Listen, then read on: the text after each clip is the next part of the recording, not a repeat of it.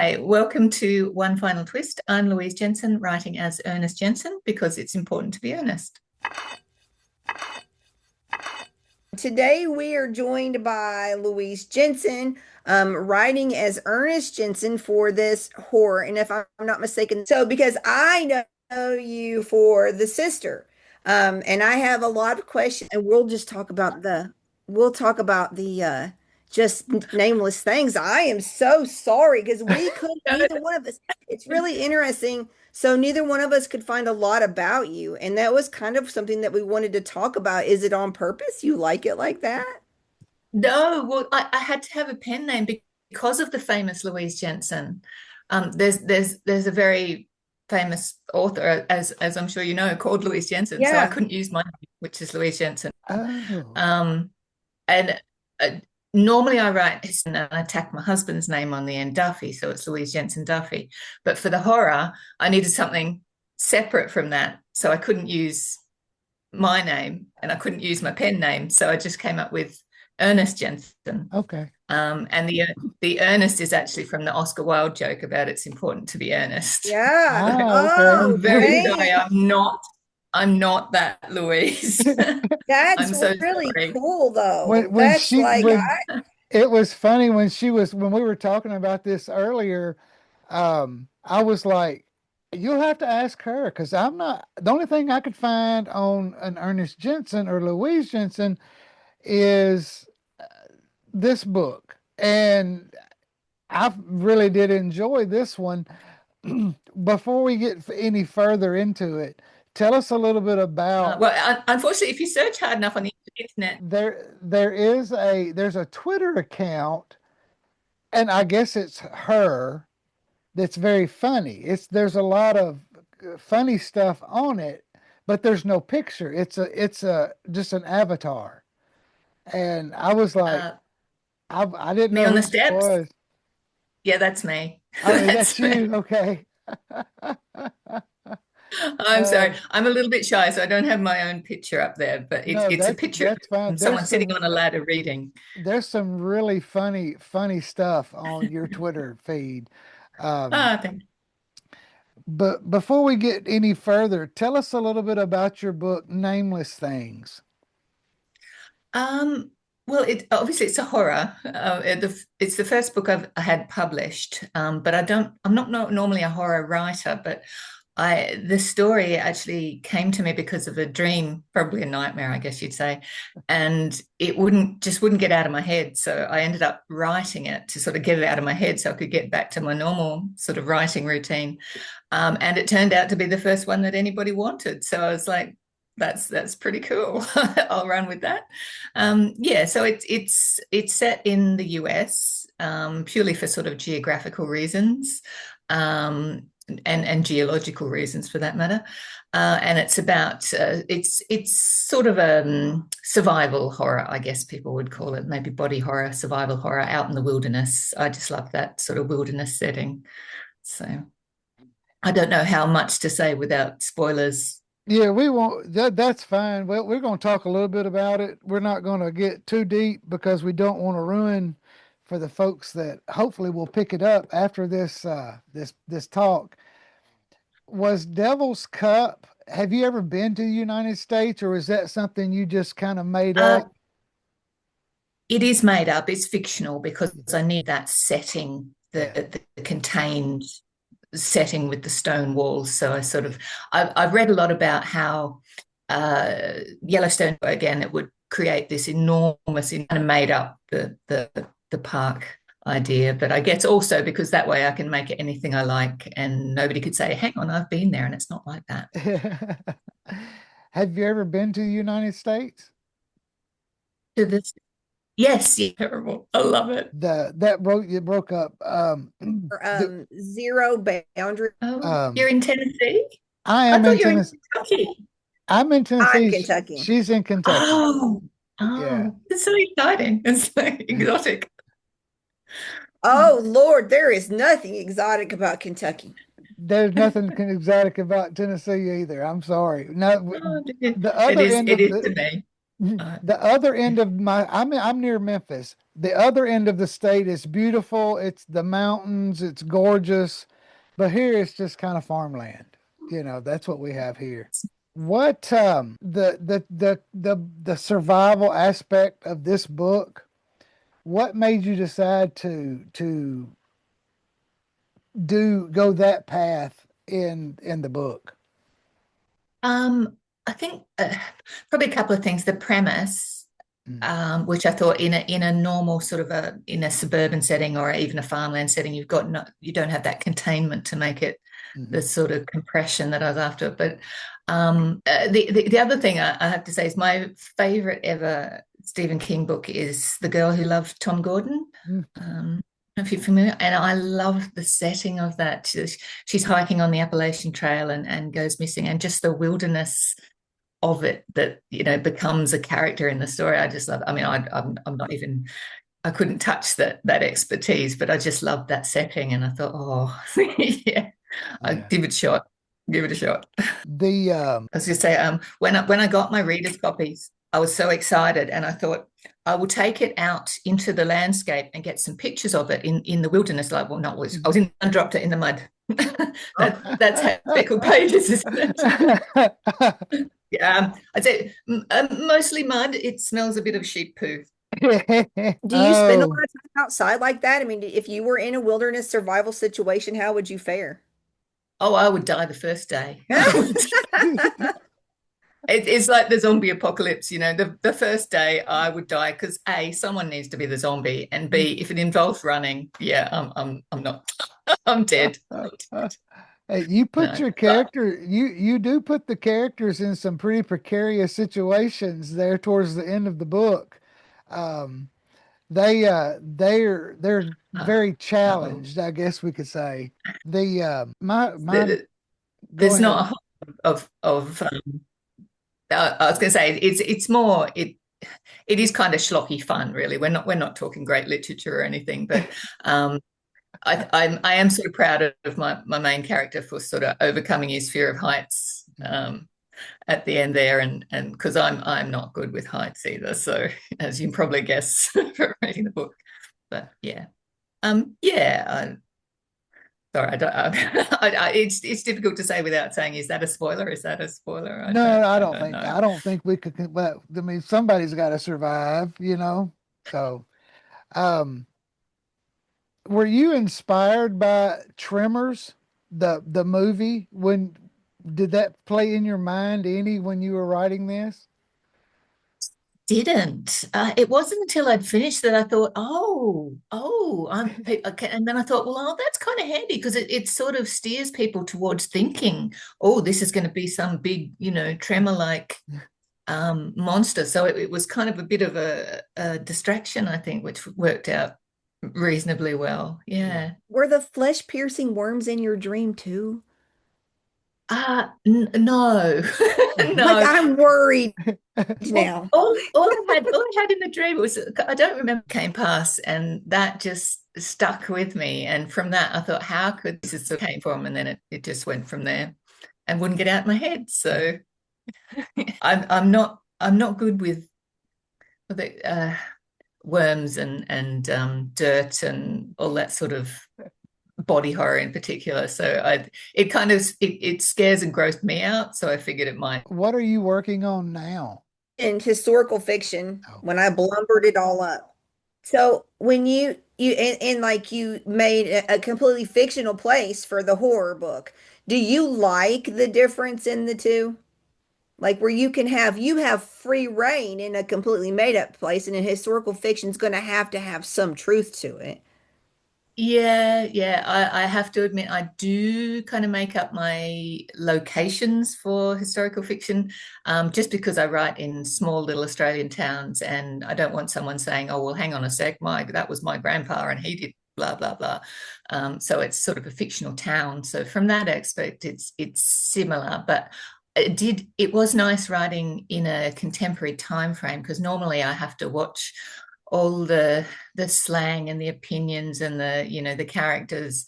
Whereas in this book, I just used everybody. There's a lot of my husband in there. Pete's a lot like my husband. Some of the things that come out of his mouth have absolutely come out of my husband's mouth. So and just things people say in everyday life, which I couldn't use in historical fiction. So I really sort of went to town a bit that way. Are you happier here now?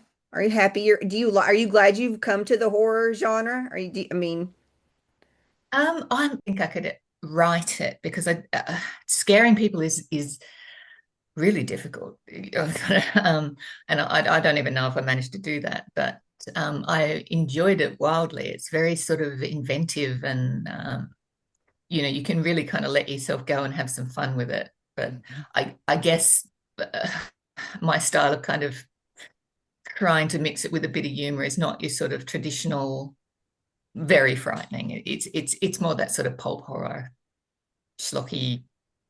It's fun, I guess, is the aim, as well as being a bit sort of gross and scary. I do have further ideas for more horror, but I sort of see how it goes. We do enjoy talking to our Australian friends. We just did Candace Fox a few weeks ago, and she was funny. She's a trip, and it's different. Wow. It's so unique to be able to talk to somebody from a different country, and their perception of the United States and how they gather about the United States. Oh, I love the States. Yeah, I've been quite a few times and traveled around. We were hoping to spend a bit more time when we were living in the UK to go across, but of course then lockdown happened. So we didn't really get to travel, because being in Australia, you're kind of stuck. I don't want to say the arse end of the world, but to get to the where everybody else. Yeah, because it's nearly a 24-hour flight, I Yeah, we're really believe. looking forward to it, but didn't get there as much. Yeah. Oh yeah, yeah, yeah. It's brutal. It's brutal. When you're doing your research, so I've got to ask about Las Vegas. What's your favorite thing about Las Vegas? I don't know if I should say this, but I love the tackiness. I Oh, love it. I love all that we stayed in a Pyramid Hotel, and oh, just fantastic. Just fantastic. boundaries there. Like it's wide open. Everything goes there. Yeah.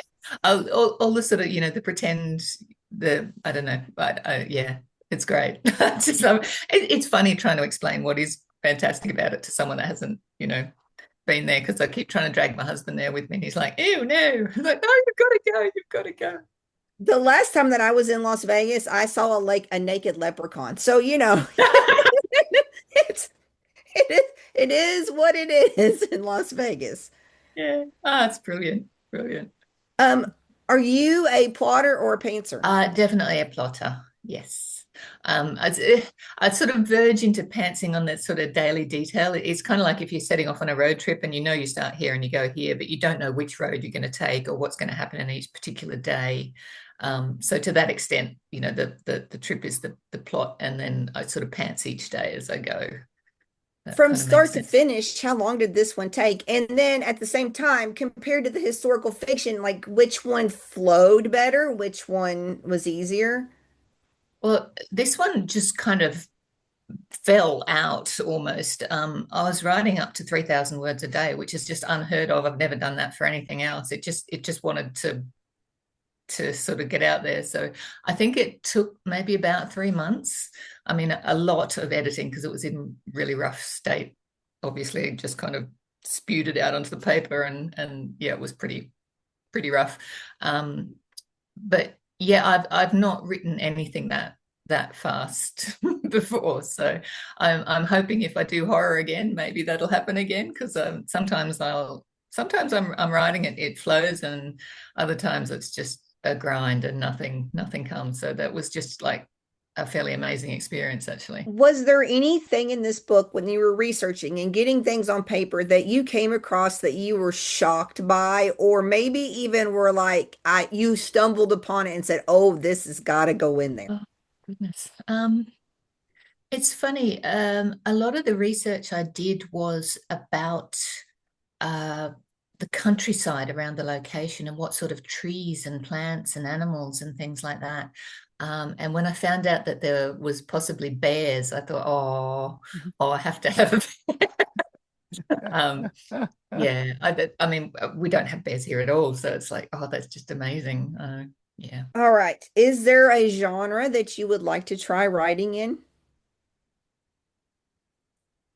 Um, I personally, almost everything I read is murder mystery, detective fiction, particularly because I write historical fiction, but I don't write mystery at all. Like I have no sort of idea of how you do that. It's so intricate, and I would love to be able to do that. I have no confidence that I'll be able to sort of mislead people and give enough clues and do that sort of the twistiness and whatnot. But yeah, if I could do anything, I'd probably give that a shot. But I highly doubt I could do it, to be honest. Do you write full time? Or do you have you work, like I said, we couldn't hardly find you. So are you a full-time writer or do you have a day job? I don't work at the moment. Not because I sort of make a living with writing. I had a brain injury a few years back, so my memory is not what it was when I was working. I used to work in the public service, and I I don't.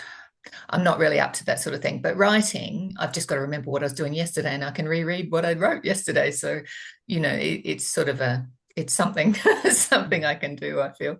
Yeah. That's what I think I saw that. You were writing for the government?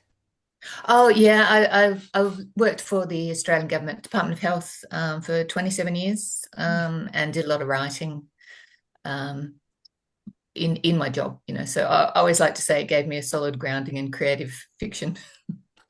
That's just being cheeky. A Sorry. little cheeky. I think everybody Yeah. thinks that about their government. What book are you currently reading? At the moment, I am reading Georgette Heyer's 1930s detective fiction. It's probably not what horror. I just don't happen to be reading horror at the moment. But yeah, because I'm writing historical fiction at the moment, I like to read books that were actually written in the time period. And because I love detective fiction, I read a lot of golden age detective fiction. So, but a horror I recently read was The Devil Takes You Home, Gabino Iglesias. Hmm. Nightmares. Nightmares. That was so good. Yeah. Loved it. Have you thought about doing historical, I guess, can you say that historical horror or Oh throwing yeah. some horror back into where, like where you like the golden age? Yeah. I hadn't thought of it actually, but that's an interesting thought. Maybe I should have a try. I have an idea from another horror which should be set in Yorkshire where we were living. So that might work quite well actually. That's a great idea. Thank you. It'll be the only good idea I'll have for the next 6 months. So you got it. You got that one. Did you always know that you wanted to write? Yes, I mean I wrote a bit as a kid, but I never really thought I would get the chance to do it really, I guess, because I think because I was such a big reader, you sort of think, oh, I'd like to write a book, but then you think about all the fantastic, amazing books you've read and think, well, how could I possibly compete with that? So it wasn't until, someone said to me, well, you're not competing with it, you're just writing your own book, that I kind of thought, well, okay, yeah, I could do that. So um, I think a lot of people feel that they think, I'd like to, but perhaps one day. So yeah, if anyone's thinking that, give it a crack. You're not competing, you're just writing the story that only you can tell. I like that advice, because that would probably have been my next question. What would you tell yourself? If you could go back and tell yourself 10 years, 10 years ago, what would you say? Oh, I'd say buy property. Yeah, to be honest, I mean, I tried for years to write while I was working full time, and I just couldn't do it. I couldn't balance the sort of mental load. I just didn't have the brain space to sort of work full time. I was in a pretty full on job at the time, so it wasn't until I was actually not working full time and not had that time that I actually was able to write. So I'm fully hats off to people who manage to sort of, work full time, run a family, and write a whole book. That's just astonishing to me. I tried for ages and couldn't do it. When you were editing Nameless Things, was there a particular scene that you hated cutting out that you knew in your heart it worked in the beginning that you thought, I can't, it's not going to work now? There was a whole other character that we cut out. Oh, wow. Yeah, there were two kids originally, and one of them died. And yeah, when we're editing, it was sort of suggested that sort of twisted the tone of the book from being that sort of schlocky, fun comedy horror to being a bit too devastating. So we took the entire character out. Um, Reworked it a little bit. I'm shocked. Watch me speeches. Let me get my jaw and pick that up right now. I was not expecting that answer at all. I've got to get my dog. He's barking at something. He's not going to stop. So I'll be right back. I do. I have a 90-pound lab that demands 1000% of my attention all the time. So, but he's usually quiet when I shut my door. He doesn't really say, he's usually, so I don't know what he's gotten into, but It's okay. Bring him in so we can see him. We get him. He's a hoot. Yeah.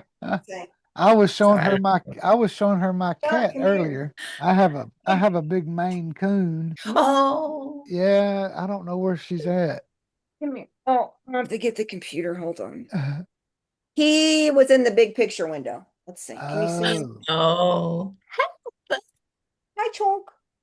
Can you see? Yes. He was in the big picture window, so he probably saw a deer. That's probably what he saw. Oh, excellent.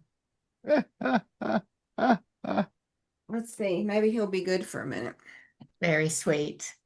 He is. He's just a lot. Like nobody tells you when you get a lab that they are stage 5 clingers. They can't and he's an attention hog and he needs and he loves everybody. Like he rides from my house to the end of the road with the UPS man.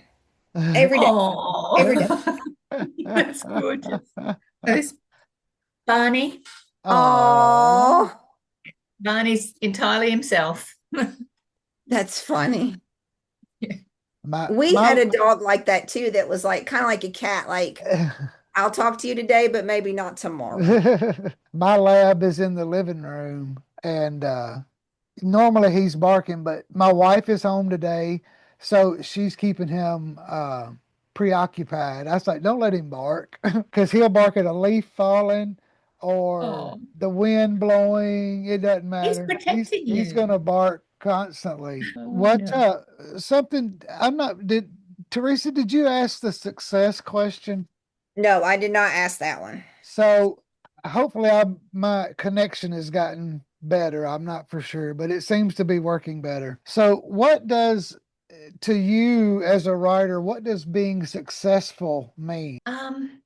I think if I could actually earn a living by it, I think that's what a lot of writers would say. I know I'm not working outside of writing at the moment, but that's not really to do with the writing. But I think a lot of people would say if you're actually earning a living at it, that would be successful. You would be a professional writer, as you say.